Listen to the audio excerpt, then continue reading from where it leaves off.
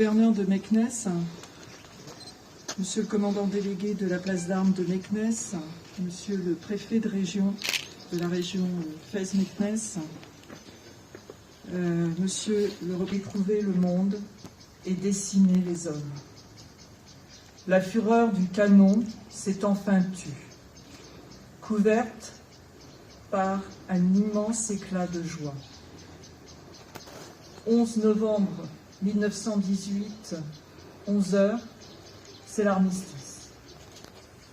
Pour des millions de soldats venus du monde entier, c'est la fin de 4 terribles années de combat. Le soulagement est immense. La guerre est finie, mais pour les survivants commence un funeste décompte, celui de 1 400 000 soldats français tombés au champ d'honneur et de 4 millions de nos militaires blessés ou mutilés, ces braves aux gueules cassées qui plongent la nation entière dans l'effroi et l'émotion. Le traumatisme est mondial. En tout, ce sont près de 10 millions de soldats qui ont été tués, de 3 millions de veuves et de 6 millions d'orphelins. Les morts sont presque aussi nombreux parmi les civils. Ceux qui sont revenus des combats racontent la puanteur des tranchées et le fracas des obus. Ils expliquent la peur avant les charges, le courage qu'il faut pour sortir des abris et donner l'assaut aux lignes ennemies sous la mitraille. Ils disent l'horreur du spectacle de leurs frères d'armes qui tombent à leur côté. Et je sais que parmi les anciens combattants, il y a quelqu'un qui n'a pas été évidemment pendant la Première Guerre mondiale, mais qui a été sur le théâtre d'opération de Dien Bien Phu. Souvenons-nous de leur bravoure et de leur sacrifice. Commémorons ces soldats dont les noms doivent rester gravés dans nos mémoires, comme ils le sont sur nos monuments aux morts. Souvenons-nous des soldats venus d'Afrique, du Pacifique, des Amériques et d'Asie, de ces soldats alliés venus verser leur sang pour la France et défendre avec nous la liberté sur une terre qu'ils ne connaissaient pourtant pas. Souvenons-nous particulièrement ici des 40 000 soldats marocains engagés dans cette folie dont 11 000 ne reviendront pas. Mesdames et messieurs, aujourd'hui le sacrifice de nos poilus nous oblige.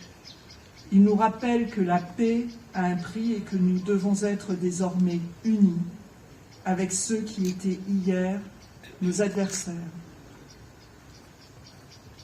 Car ce n'est qu'avec le passé qu'on fait l'avenir, écrivait Anatole France.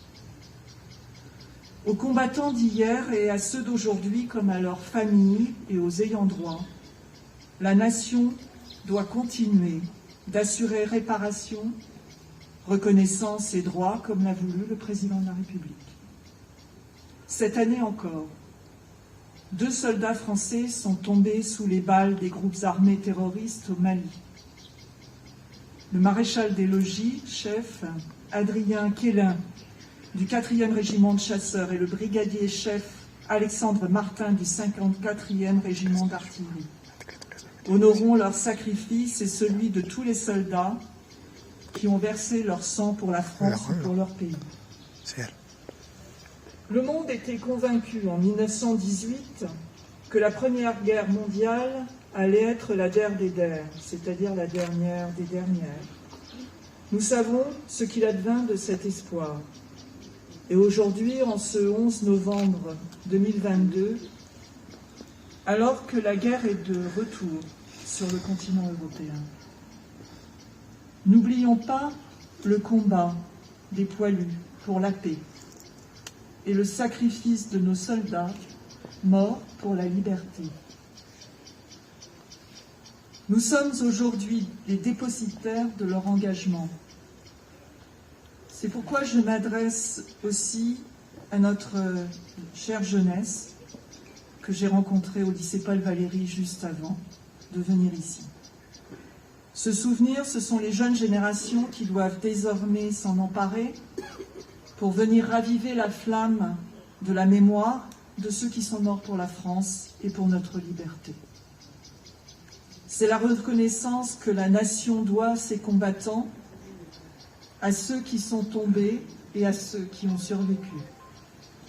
Il vous appartient ainsi qu'à nous tous solennellement réunis de ne rien céder de ce que nos aïeux ont conquis afin de rester dignes de leur combat. Le souvenir de ces sacrifices doit inspirer les générations futures. Je vous remercie.